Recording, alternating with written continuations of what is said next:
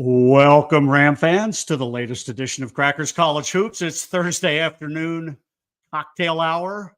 I may not be a drinker. I'm sure a few of you are, but grab your cocktail, sit down, have a listen, and we're going to go through a few different things today. First, welcome. I'm really having fun doing these things. Hopefully, you're enjoying them. We're getting a number of subscribers are going up, but please, if you're listening, if you haven't subscribed, please subscribe to the channel if you haven't already. There's no cost to you. You can click on a button and get notified. It'll allow me to do better and better over time and present better content down the road as I get more and more followers. And if at the end of the video you enjoy it, please click the like button. There's a lot of things go into the algorithms with YouTube videos, and clicking the like button helps.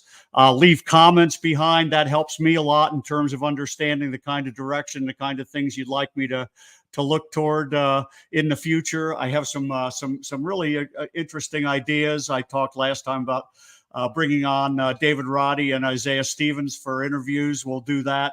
We've got a few other ideas and a few other things in store. So with that in mind, let's move on. What we're going to do is we're going to talk a little bit of recruiting, give a little bit of an update of 2025, and then we'll talk about. I got to give a little bit of a preview. I talked last time about how I'm going to start introducing the returning players to the 24-25 team this year. Nique Clifford, Jalen Lake, Rashawn Mbemba, and Kyan Evans are the four returning players. I'm going to focus on Nique Clifford today, mostly because I think he's going to add a bunch to the team, and we're going to see a lot of growth. He's going to be critical to the to CSU's fortunes in 24-25. And then finally, I'll talk a little bit about Tulane and Memphis to the Pac-12. Those are the two schools that the Pac-12 is seriously courting, mostly for football. I want to put their basketball status and into context. So let's talk about recruiting. If you watched on Monday, you know that I talked about a visit by Ian Inman, who was a 6'5" guard from Woodlands, Texas. He had a visit to CU last week and a visit to CSU last weekend, and I talked on Monday about it being 50-50. Well, unfortunately, it went in the direction of Colorado. We had two losses to Colorado in the past week.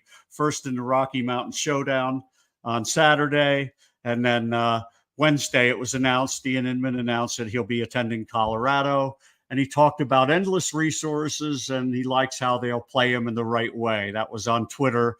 Endless resources, they have more NIL, and there's no doubt that was of interest. So, and I heard he liked CSU, but just a little more to offer from what he saw at CU. And so, good luck to him. You win some, you lose some in a recruiting battle. I did have somebody shoot me a text saying that it was like FJ Norvell, blaming it on him, and that's obviously inappropriate. But it was just joking around. This comes down to a young man deciding that CU was the better alternative. So good luck to him. Secondly, we were also in on another kid named Keaton Wagler. Keaton is from he's a 6'6" guard from Kansas City, and we were very much in on him early. And then all of a sudden his recruiting blew up over the summer, and he made visits to Minnesota and Illinois, and he chose Illinois Wednesday evening. So Ian Inman announced on Wednesday morning, Keaton Wagler on Wednesday evening, and we won't be getting him either as part of the 2025 class. We already have two. We're going to add a third. And, I talked to Coach Medved about it, and he was very much aware that we might not get either one of them. They're obviously great players, and looking at other programs, and the lure of a Big 12 and Big 10 is an awful lot for young kids, and good luck to them. Nico also mentioned to me that, if we don't get those two, we'll just get out on the road and we'll find another player. We will add one more for 2025. We've added a forward. We've added a point guard. We're going to add one more.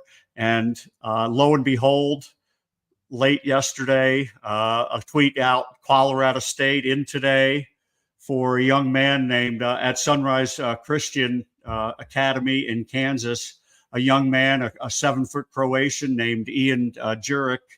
And all I'm going to say about this kid is he had a heck of a under 18 appearance in the European under 18 championships. You can see 14.4 points per game, 5.9 rebounds a game, 1.3 assists a game. How'd that rank for his under 18? Was national team. He was first in scoring, first in assists, second in overall efficiency, and lo and behold, this kid is a really, really good player.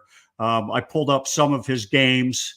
You can see a whole variety of games, but the one thing that really impressed me, if you go down to the 3-point shooting, and they use the international line, they don't use the high school line. You'll see inflated stats coming out of high school.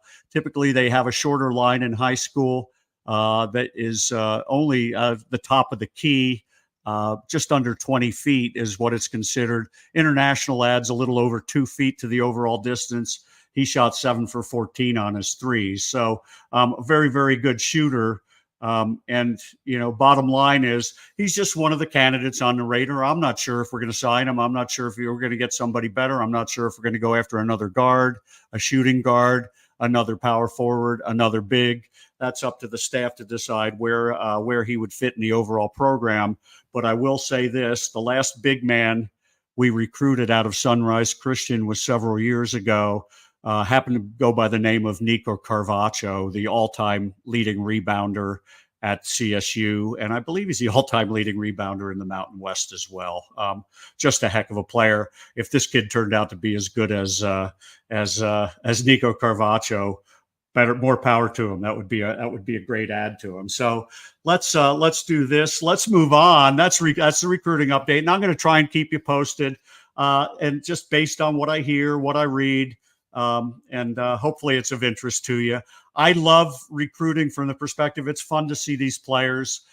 You never know how it's going to turn out with them if they come to CSU. Some of them hit, some don't hit as well. We've had some great successes, and all conference players come in. Bottom line is it's fun to keep track of. So let's move on. Let's talk about what to expect from Nique Clifford in 2024, 2025. We saw Nique come to CSU in the 23-24 season and make a huge contribution, earning third-team all-conference status from the coaches, and it was well deserved. Bottom line is Nique averaged about 12 points a game, about 8 rebounds a game, about 4 assists a game, and made a very, very big contribution. I want to talk first about his defense because, one of the things he proved was he's a very, very strong defender. Remarkably, he didn't make the All Mountain West Conference all defensive team. Not enough campaigning for him, obviously, and being new to the league. But you could have made a case for him to be the defensive player of the year. I pulled up. This is a Ken Pomeroy defensive rebounding percentage. Nique was the third best player in the Mountain West Conference in defensive rebounding, trailing. And you look at all the bigs. He's the top returning player in in his senior year, this coming year. And bottom line is that was one area. He's also very, very strong. He was, I think, 13th or 14th in block shots, which is remarkable for a 6'6" small forward, and finished, I believe, 5th or 6th in steals as well. And so you're talking about a guy who checked all the boxes in terms of typical measurement on the defensive side. So great defensive rebounder, good at blocking shots, great at stealing the ball. Actually, I think he might have only trailed Jalen House and Lamont Butler in steal percentage. So very, very solid there. And usually had a guard of one of the top guys. Sometimes he guarded a big guard like Keenan Blackshear, who was what you consider a power point guard at 6'6" from Nevada. Sometimes he'd get big players. He had Tristan Da Silva from Colorado as his main guy to guard, and Da Silva at 6'9", first-round draft pick in the NBA. Nique did a great job on him. So very, very versatile, whether it's on the ball or whether it's away from the ball. He can guard a variety of different players at a variety of different positions. I wanted to talk about his offense because we had a leader in Isaiah Stevens last year, and Isaiah obviously was very ball centric, setting the rest of the team up. And what I want to see this year, what I think we can expect to see out of Nique is maybe a little more of what we saw in the Virginia game in the NCAA tournament in the first 4 game in Dayton, Ohio. If you think back on that game, and I pulled together some highlights, I'm about to show them. Nique did a lot of things. Isaiah did a lot to try and create, but Isaiah was really defended by a top defensive player in the Atlantic Coast Conference, Reese Beckman, and Beckman had help everywhere he went. So Isaiah wasn't going to be able to create maybe as much as he would have liked. Nique stepped up, and I've got several highlights. I'm not going to highlight any of the three-point shooting. Nique is a solid three-point shooter, was over 40% for most of the year, ended up at about 37%. Very, very strong percentage, can help spread the floor, can hit the open three.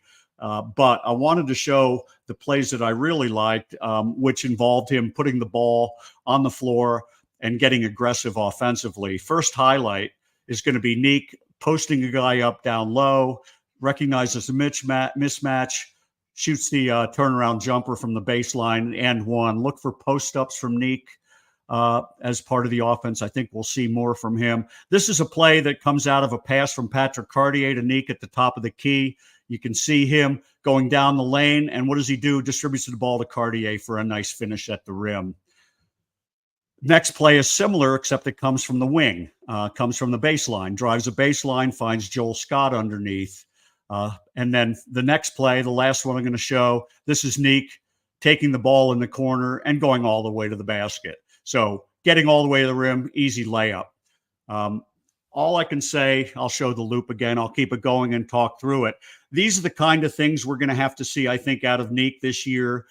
It'll be useful not just for CSU, but as part of his advancement as he looks to get drafted in the NBA. He was very much under consideration as a second-round pick in the NBA. In the end, he decided to come back to CSU because he didn't want to just walk into whether it was a two-way contract or maybe late second round. He really wanted to play his way into something better than that.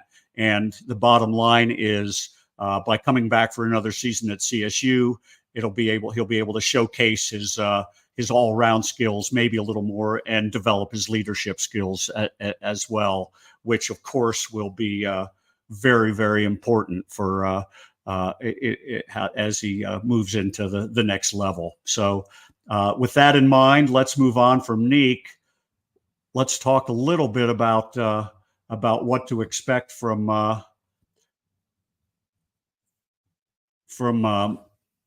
Tulane and Memphis as they're being courted very heavily by the Pac-12 conference. I almost said the Mountain West. I'm sorry.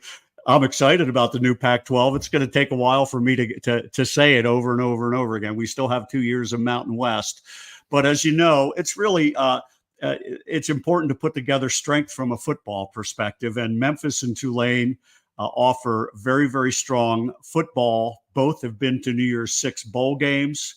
Both have good-sized athletic department budgets that is very, very attractive. Both are very, very Tulane, a very high academic school. Memphis, maybe not so much so, but both have good-sized media markets as well. So those are the two leading candidates to come into the Pac-12 American Athletic Conference. And but I wanted to touch on the fact that, from a football perspective, they'd be awesome. I want to talk about the basketball stuff. And so let's see if I can pull this up. I've got something to add. I want to talk about not Memphis. Let's talk about Tulane first. They are not rich in history in terms of when it comes to college basketball. And this is a screen that oops, didn't want to do that. Didn't want to do that, did I? They do not have a rich history in basketball. They are what you might categorize as similar to what you might see out of a Fresno. Actually, worse than Fresno, a little worse than Wyoming. Probably the last 5 years. Probably down in that level, though. They'd be bottom feeders in the Mountain West, and bottom feeders in the Pac-12. They have had a history in the past with a good coach. I'm trying to remember his name. They had a good coach back in the 90s that took him to the NCAA. Oh, Perry Clark was his name. Took him to the NCAA tournament in 3 out of 4 years. I think 92, 93, 95. And Perry Clark, where they were always the lower seed, and they always won their first round game. So they went to the round of 32, 3 out of 4 years. Then they struggled finding good coaches, and they've struggled. They have a gentleman named Ron Hunter now, who was at, I want to say Georgia State before coming to Tulane. Ron Hunter came in. He won an NCAA tournament game a few years ago, broke his leg prior to, made a big deal. They made a big deal out of him on the sidelines. He brought a team into CSU when Eustachy was coaching here, and it was a fun team to watch. He had a son who was a very, very good player. CSU ended up beating him, outscoring him late to put the game away. But it was a very competitive game. He's a good coach. I don't know if he's going to be able to bring him up to the level in the short term, but I think over time you're looking at hopefully more money, more investment, and hopefully we'll see them really push the envelope in terms of making the Pac-12 a better basketball conference. I want to show Memphis now. Let's move on to Memphis. This is a brand when it comes to basketball. This is, and I don't know how to describe it other than Final Four 3 times, Elite Eight 6 times, Sweet 16 about 10 or 11 times, round of 32, tournament appearances. They've played in the championship game twice. They did so once in the 1970s when I was young. They had a team led by a guy named Larry Keenan, known as Dr. K, Mr. K. Played with Dr. J for the New York Nets. Was a very, very strong player. And they had a guard named Larry Finch, who later went on to coach Memphis.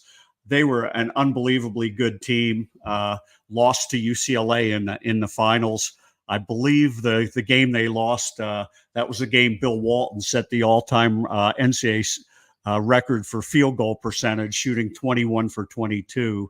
Larry Keenan was a great power forward, but he wasn't big enough to stop Walton. But final game then, and then in 2008, all the way to the championship game, and they probably should have won it. I think that's the game they lost. I want to say they lost to Kansas. Derrick Rose led that team. That team was coached by John Calipari, who went to Memphis before he ended up at Kentucky. So unbelievable history. Currently coached by Penny Hardaway. A few of you might remember they won the NIT a few years ago, beating CSU in the semifinals when Roddy and Stevens were sophomores. They absolutely smoked CSU. They have just a great program. They are a brand, and if you add them to the Pac-12, if they can come in, you're talking about, as I said, 2 championships games. San Diego State with a championship game appearance. Oregon State with a Elite Eight just several years ago, although they've fallen off since then. You've got other Mountain West programs that coming in that have started going to the NCAAs pretty regularly, with Boise, obviously CSU 2 of the last 3 years, Washington State getting better last year. You're looking at the possible formulation of a strong basketball conference. And so and then obviously I talked about Gonzaga in one of the previous shows.